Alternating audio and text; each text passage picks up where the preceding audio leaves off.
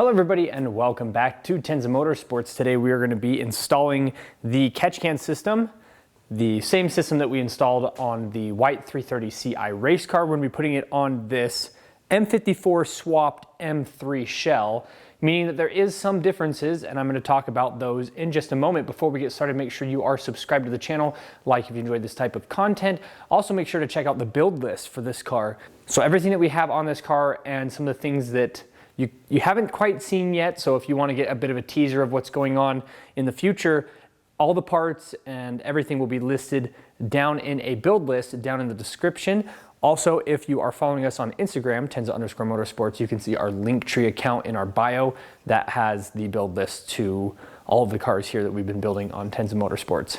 So as I said, the M3 shell presents a little bit of a problem, and the biggest thing is that the ABS system is on the passenger side in that little empty spot that the non-Ms just get to enjoy. So with my race car, I've got the oil cooler for the supercharger and my catch can, and there's still room in that little spot. In this car, there is very little room left in there, and I'm gonna have to get pretty creative to get this in there. So if you have an M3, and you're installing a catch can, this system is actually going to be set up very similar to what you would have to deal with. If you're doing a closed catch can, so one that's not vented, it's a little bit easier because the catch can is going to be about that much shorter because your vent would be gone, and the cans oftentimes are a little bit smaller than this. So if you're doing a closed catch can, this will be a little bit easier to find space for it. This one's a little bit more difficult. The reason we're doing a vented catch can on this car is because it is going to be better for forced induction. This car is only running naturally aspirated long enough for us to make sure that everything's nice and healthy, everything's running right, that it's not leaking fluids all over the place, and for us to get a dyno, because I'd really like to see what this engine does as it sits with the rev match tune that we did. Now, as always, everything that we use will be linked in the description below, and you only have to buy a few extra things for this project to work. So I'm just gonna walk us through it again. This is gonna be very, very, very similar to the vented catch can that we stuck on the 330 because it's basically the same system. I have a hose here. This is rated for fuel. I don't know if you have to have it rated for fuel to do crankcase ventilation, but it's not a big deal. You only need a couple inches of it. So this hose here is 3/4 inch on the inside and an inch on the outside. And the connector that we've got here is a 3/4 inch to a 5/8.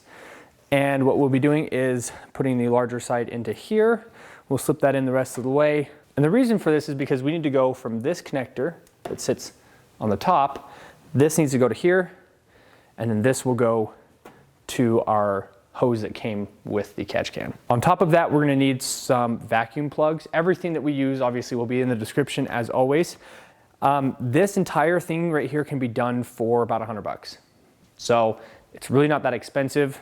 You've got just a little bit of hose here. And sometimes if you go to your local store, sometimes they'll let you just cut a small piece off of it. You only need like just a couple inches of this. Just enough to be able to put that in all the way, and then maybe another like inch or so on this side, and then probably an inch in the middle. So like literally like you might need like 3 to 4 inches of this hose. And that's all I'm gonna be using today. Very similar to the white race car, we're going to be running it straight back and then up and over into that spot.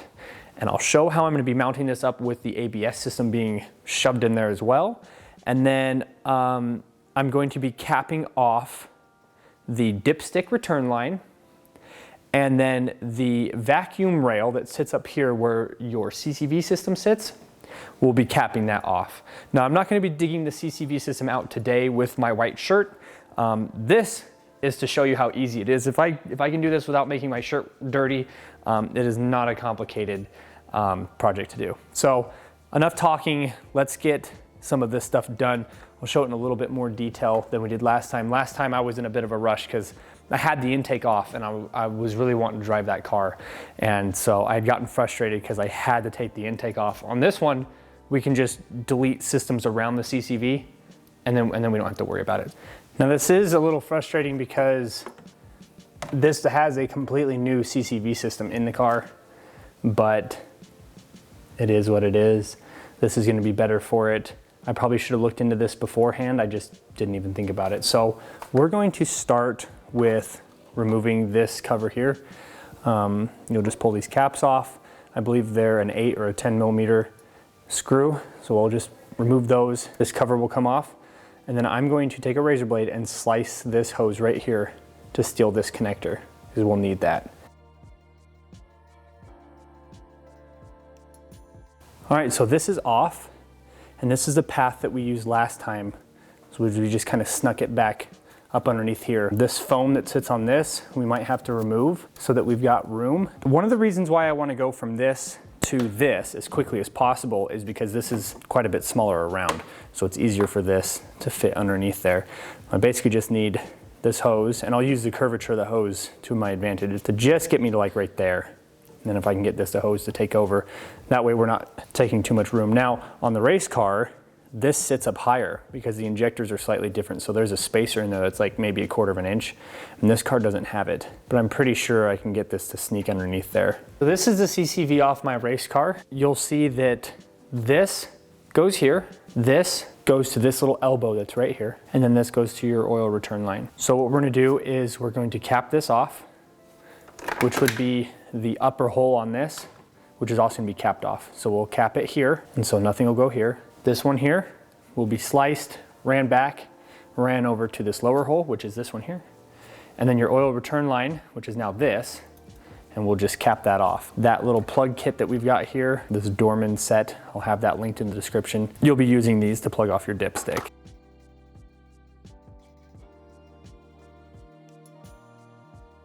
So you should be able to see where this ends.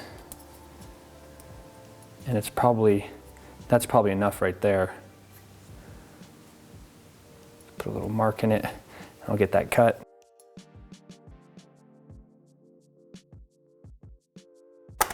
So that'll go straight back like this.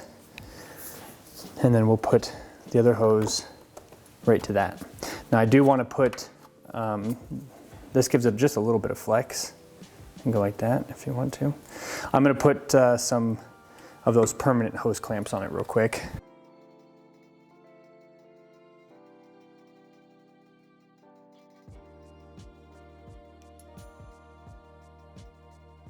Now with this hose here, into that 1/4 inch, it's pretty tight. So I'll show everyone my secret when I have hoses that aren't fitting quite right.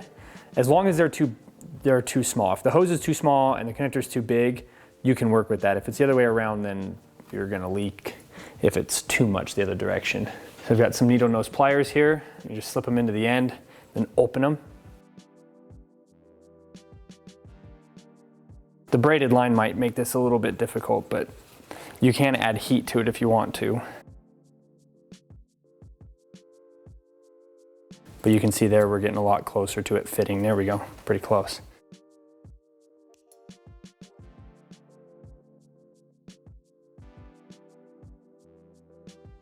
Okay, from here I'm going to cut this so it's not in our way anymore.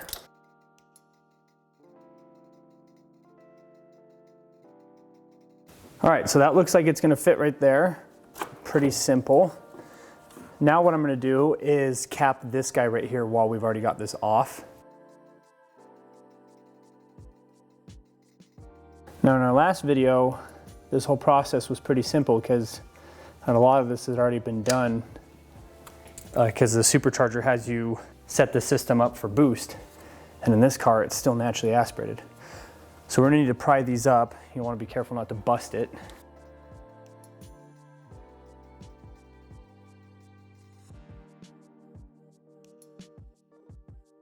We're gonna want to slice this connector right here, this elbow, and get that out of there. I'll show it to you in just a second once I do it. All right, so I'm not able to get it all the way out, but you should be able to see that connector right there. So all I did was just slice it with the X-Acto knife, and then we will be putting a plug on the end of it, and then we don't have to worry about it anymore.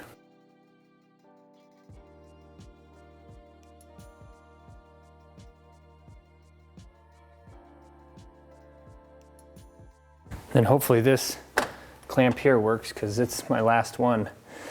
Shoot dang, looks like it's a little bit too small. These are awesome. So I'll have a link to these in the description below as well. I use these almost every day, which is why I'm out of the larger ones apparently. So I'm gonna find one like this. There's nothing wrong with using a different style. You just wanna make sure that you've got the room to be able to push it down in there. So here's a screw-on style. And I think that one might be big enough if we open it up just a little bit more. I think that's pretty solid. So as long as I can get this back in there, because it's gonna be a little bit tight on room, if I can get that back in there, I think we should be good to go. There we go. Not too bad. So obviously it would be easier with this off. I just don't want to take it off. I'm gonna take the foam off of this. So this will give us a little bit more room when we go to run this line underneath there.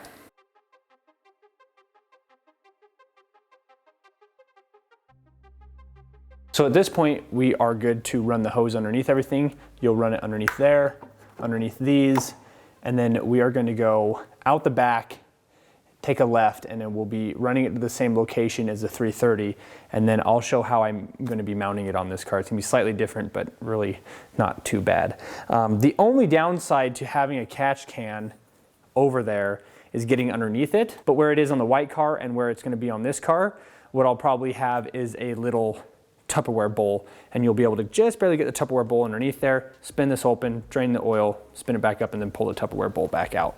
So that is the plan for right now. So hopefully that ends up working out.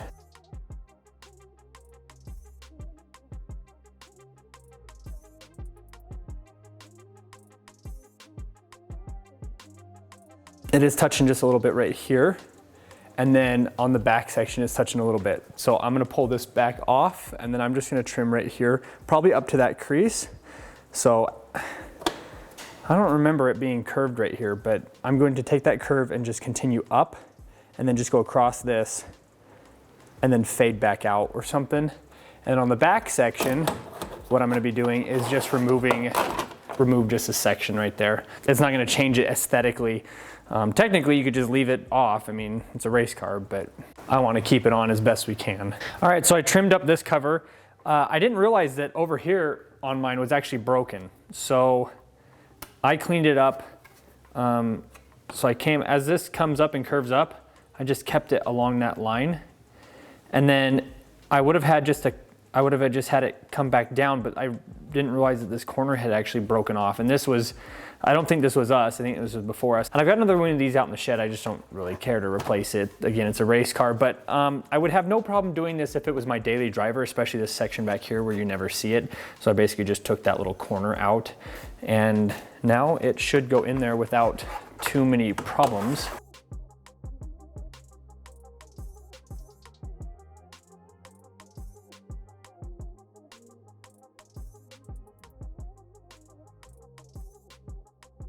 Mounting the catch can, let's go over here to this spot and I'll show you what we're doing. This piece of plastic is out, it's on the other side of the engine bay, you might have seen it earlier. That is going back in the car. But for right now, what we're gonna be doing is, I basically had this sitting right in the middle on the other car, and you can't do that with this system. So I'm going to put it over here, just like that. Hopefully you guys can see in there. I don't know if you guys can or not. And there is a mounting plate in here. This one right here. I do not want to mess with that because I have no idea what's going to happen in this area in the future, so I don't want to remove this.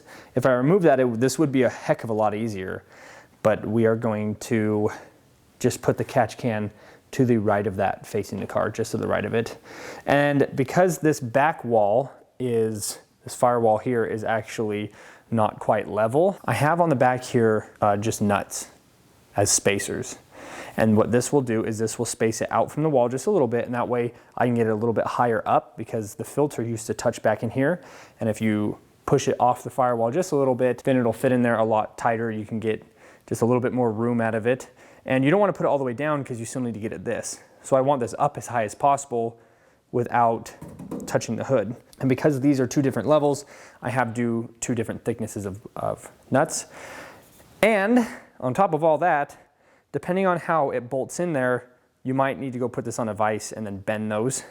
On the other car I did, just so that this was sitting upright, because that back firewall is at a bit of an angle. A lot to comprehend there, but basically the fact of the matter is this is in the way, so I have to go over this way as far as I can without hitting this bracket here, and I need to go up as high as I can without having this poke up and touch the hood, so that I can still access the bottom. When you're building a race car, it's kind of hard to seek perfection when it comes to cosmetics when you're just trying to get the car to run and perform right.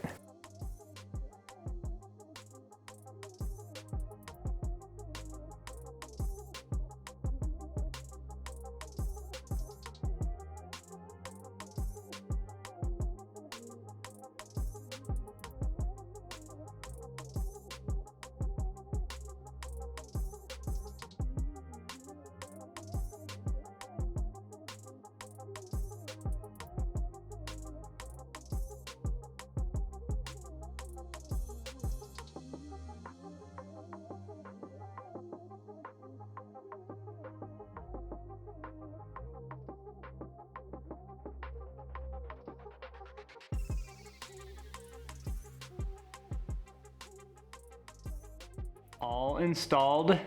I have the top capped off, and I have just a standard hose clamp on there because I want to give myself the option to remove that if something else changes later on, and that's the easiest way to do it. It's not the most attractive looking catch can, but it's so far back in there I don't think most people will really see it. This gives me room to put that plastic plate back on. And then the other thing that I did do is, if you can see, that catch can is so close to the antilock braking system. That's because I was able to remove the 2 bolts that held the system down, and I was able to wiggle it around and get it as close as I could. That way they can fit in there and not have any issues. So you've got the one hose that runs up and over into the front. We capped off the one that sits right underneath there. The only thing I have left to do is cap off the dipstick. This is pretty self-explanatory. The bottom of the dipstick has a Y on it, and you will just take the one hose and remove it and put a cap on it. I don't think I'll be removing the CCV system tonight, but it eventually will come out. One thing before we're done today, if you want to run a standard catch can, one that's not vented, all you have to do, that one that's capped off there and the one that's capped off underneath here, just connect those together. If your catch can is not vented, if it's a standard catch can, that upper hose over there goes to the one that we capped off underneath there. And then you would just run the hose over there. I don't think you would get them both underneath here. This is a pretty tight fit, but you could definitely make it look nice. Yeah, I think we're looking really good so far. I really appreciate everybody so much for watching. Make sure you use the Maxpeedingrod links, and if you use code Tenza, you can get a discount on your order. I really appreciate everybody so much for watching. We'll see you in the next one.